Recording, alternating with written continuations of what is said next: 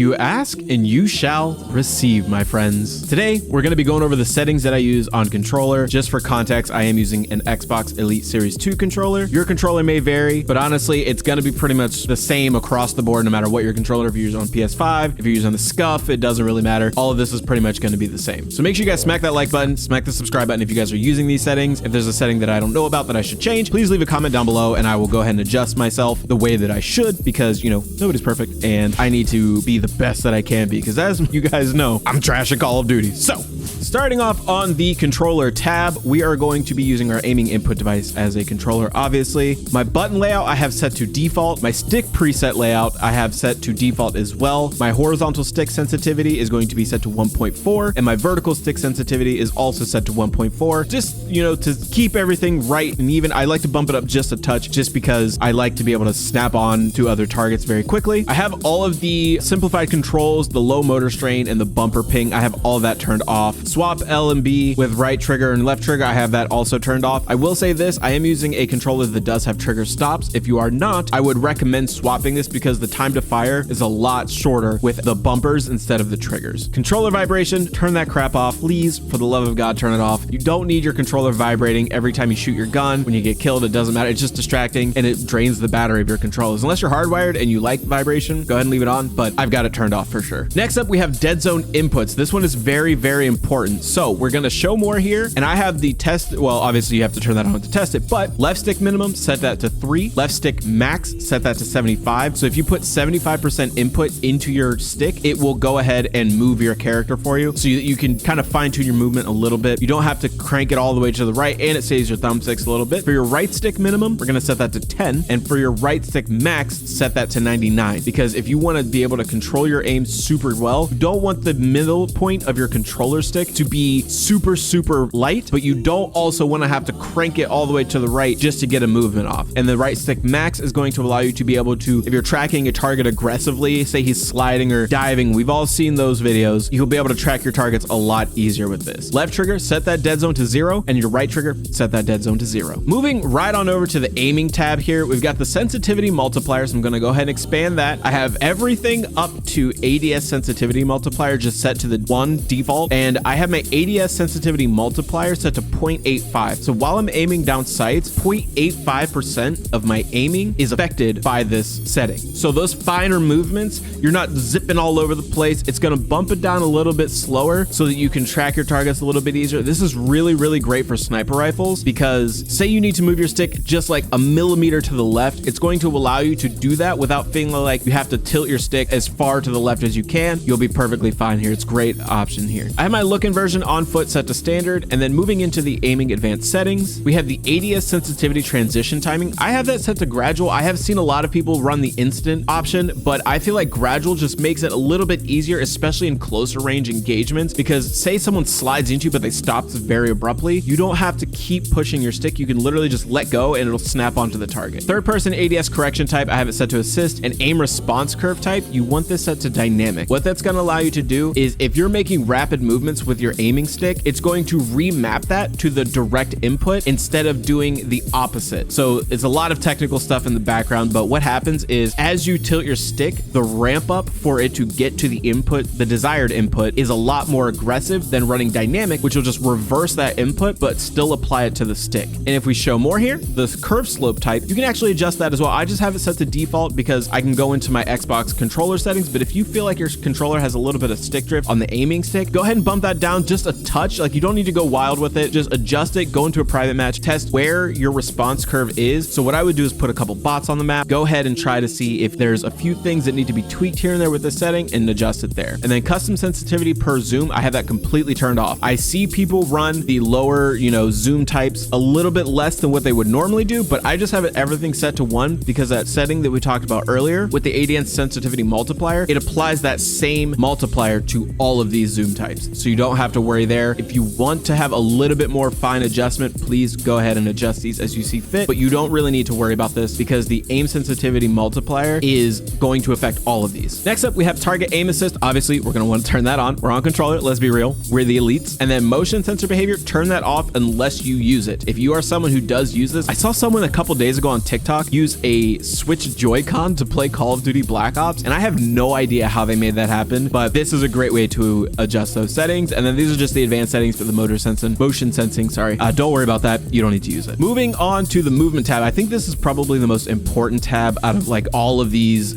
settings that you're going to adjust here. So for sprint assist, have tactical sprint assist turn on, and then we're going to expand this. Sprint assist delay, set that to 0. Sprint assist sideways, turn that off, and sprint assist backwards, turn that off. I noticed that if I'm moving backwards and I hold my slide button, I'll die instead because I'm sprinting. Now, if you like that and you want to make those clips and all that good stuff, go ahead and flip these on. Sprint assist sideways is a great way to get those kind of clips. If you're sprinting to the left or to the right, you'll be able to pop a dive, get your shots off. Cinematic, we love it. But I have them all turned off. Mantle assist, I have completely turned off. Expand it, sideways, backwards, tack sprint only, mantle angle assist tight, all of it's turned off. Well, the one you want to have for the mantle assist is set to tight. It overrides for some reason, so it'll just apply always. But everything else for mantle assist, I have completely turned off. Paddles help a lot. If you're fortunate enough to have a controller that has back paddles, have one set to your jump button so that you can just tap it and mantle, and then you can completely remap the A button to do something else. Like I have my A button set to ping in Warzone, but on another profile, I have it set to jump as well. Crouch assist, I also have turned off. I'm not entirely sure how this works, but I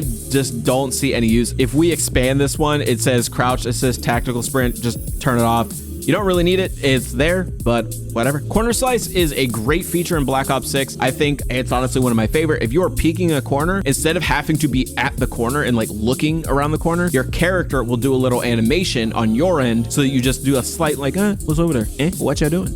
So great feature to have on. Please turn it on. If you don't like it, turn it off. If you want to play like a classic Call of Duty game, go ahead and turn this off, but I like corner slice. Movement behaviors, slide/dive behavior. I have that set to tap to slide. So one tap will get you into a slide, and then slide/dive activation delay, I have it set to medium. The reason that is because if you slide starts like, and you have that tactical sprint assist turned on, so as soon as you end your slide, you start sprinting again. If you tap it again, it will make you dive. So if you set it to medium, the delay between those two things, you just got to hold it down a little bit more when you're trying to perform one of those actions, but it's honestly not too bad. If you want to, you can set it to short so that a hold duration will be, as soon as you hold the button for like, I think it's 3 seconds, it'll perform a dive. I prefer medium. Takes about 5 seconds to proc a dive, and then long obviously is going to bump that up even more, but nobody's going to be playing on that. Automatic airborne mantle, I do have turned on, so if I'm jumping into a window or out of a window, it will automatically mantle the surface in front of me. Sprint restore, you want that turned on. It will allow you to resume sprinting after reloading, after sliding, after diving, or just any action that will require you to do anything other than sprinting. It'll just resume that sprint. Slide, maintain sprint, turn that on. If you slide, you want to sprint out of the slide, obviously. Parachute automatic behavior, turn that off. That's for Warzone only. You do not want your parachute going off by itself. Turn it off. Mantle cancels reload. Turn that off. If you jump into a window while you're reloading, it will not cancel your reload. It'll just drop you to the floor. Please turn that off. It will save your life more than it won't. And then moving on into the movement advanced settings, we're going to expand this. Sprint, tactical sprint behavior, set that to toggle so you don't have to hold the button. Auto move forward, turn it off unless you're that guy. Auto door peek, turn that on. So if you're ADSing and you walk up to a closed door, it will automatically peek the door open and kind of crack the door so you can see into the room. Single tap to sprint will save your controllers because all you have to do is tap the sprint button once and you're off to the races. I have my controller set to default, so that is pressing in my left stick. I only have to press it once. It's going to save my controller a lot. These are expensive controllers, and trust me, you're going to want to get as much life out of it as you can. Plunging underwater, set that to trigger. So sprint and look down to go underwater. So click your left stick, look down, and it'll make you go underwater and you can freely swim down there. And sprinting door bash, I want to say turn it off, but I like having it on because sometimes you can get the drop on people and get them into door glitches where if you slide through the door and they walk out of the door will shut behind you. Great option to have on. I like having it. Try it out. Let me know what you guys think down in the comments. Next, last thing on this list is the vehicle behaviors, vehicle advanced settings. We're going to go in here, aim-based control. So looking around, all of this stuff is basically just set to default. So, I mean, you can change it if you want to. I don't really use vehicles. I don't drive around in cars in Warzone or anything like that, unless I'm playing big map. But yeah, aim-based control for the vehicle control mode, score streak vehicle Vehicle control mode, you want that set to aim-based control, so you're using your right stick to look around while you're driving. Vehicle camera recenter, short delay, because if you look to your left, it'll just automatically recenter your camera. Great option there. Camera initial position, you want it set to free look. So if you're looking to your left, but you interact to get into a vehicle, it will leave your camera at the left-hand side so you can see the enemies coming to the side here. And then lean out activation, you can set this to whatever you want. There's the ADS button. There is the melee finishing move button. So right stick for me. And yeah, that's just how you lean out of the vehicle to pop some shots off. Lastly here, we have the combat tab in the controller section here. Aim down sight behavior set to hold. So if you hold your trigger, it will keep ADSing. And then if you let go, it obviously will let go of the ADS. Weapon mount activation, I look down sights and press my melee button to look down sight or to mount on any surface. Mounting is clutch. I really wish they would have brought back the moving mounting from Vanguard, but we can't all be choosers, right? Dedicated melee weapon activation is hold melee. And then you can also set it to weapon cycle. So you tap 3 times to get to your dedicated melee weapon. Hold melee is the best way because you don't want to be trying to cycle through your 2 weapons and then all of a sudden you got a knife in your hands. It's just going to get you killed more than it won't. Body shield, finishing move behavior, prioritize finishing move. It'll do a finishing move first, and then if you double tap, it'll initiate a body shield. Armor plate behavior, set this to apply all. I have seen people running apply 1, but apply all is just going to keep you topped up on those shields in Warzone more than it won't. C4 detonation, I have mine set to all at once, so if I throw 2 C4s on the ground, it'll blow up both of them, which is amazing. You can get some great plays in Warzone and even in multiplayer. Put 2 C4 on a zone, enemies capturing Bravo. Boom, they're dead. Equipment behavior, set that to hold. You can set it to toggle. I feel like toggle is cool and all, but having the ability to like release it at will is a great option. And then manual fire behavior, set this to hold. So any single fire weapons will be full auto if you just hold the trigger. The rate of fires are a little bit wonky right now. I'm hoping they put out a patch for that, but it will continue to shoot. Combat advanced settings, let's go ahead and dive in here. We are going to change D-pad up behavior. Mine is set to ping. You can also change it to cycle score streaks. Change zoom activation. I have mine set to my right stick, so my changing zoom button is going to also be my melee button. Weapon mount exit, set this to short so that if you're mounted on a surface and you move, it'll immediately take you off the mount so you're not getting blasted up. Interact reload behavior, prioritize reload. Please do not let these content creators fool you. Prioritize reload is the one that you want, because say there's a lot of loot on the ground and you're starting to loot good, you're holding your interact button, someone comes in the room behind you and you need to reload. All you have to do is tap your reload button and it will reload instead of picking up the stuff off the ground. Okay, prioritize reload. You always want to have a full magazine. I'm pretty sure it's self-explanatory. You should be good there. Sprint cancels reload. Turn this off. Turn it off. I'm not going to go into why. Just turn it off. You'll thank me later. Akimbo behavior. I actually have this set to the wrong thing. I'm going to set it to paired. So all you have to do is pull the trigger once and both of your akimbo weapons will fire. Keeps the ammo nice and consistent. Keeps the damage up. DPS is the most important thing here. So we're going to shoot both of our guns at the same time if we're running akimbo. ADS stick swap. Unless you're an absolute weirdo, set it to off. Just off. Leave it off. Depleted ammo weapon switch though, turn that on, because once one gun runs completely out of ammo, it'll just swap to your next one free of charge. You don't have to really do anything there. Scoreboard, map, stats behavior, set that to toggle. For multiplayer in wars, if you're playing Warzone, I do recommend going in and swap it to hold, just so that you're not, you know, running into issues where your map's up and you have to keep pressing B to get out of it and then you're getting shot. So yeah, overlay advanced settings. We're gonna go here. Inventory control, set that to stick. You can use the D-pad, but the stick just makes it a lot more convenient because that's where your thumbs already are. The ping wheel delay, set that to moderate, because the ping wheel will pop up if you hold the button for too long. But if you just double tap your ping, it'll ping whatever you're doing. It'll ping a danger ping. And if you single tap it, it'll ping like a location ping. Double tap danger ping delay, set that to short, so that if you're in the middle of a fight, you can just pop 2 taps off and it'll immediately danger ping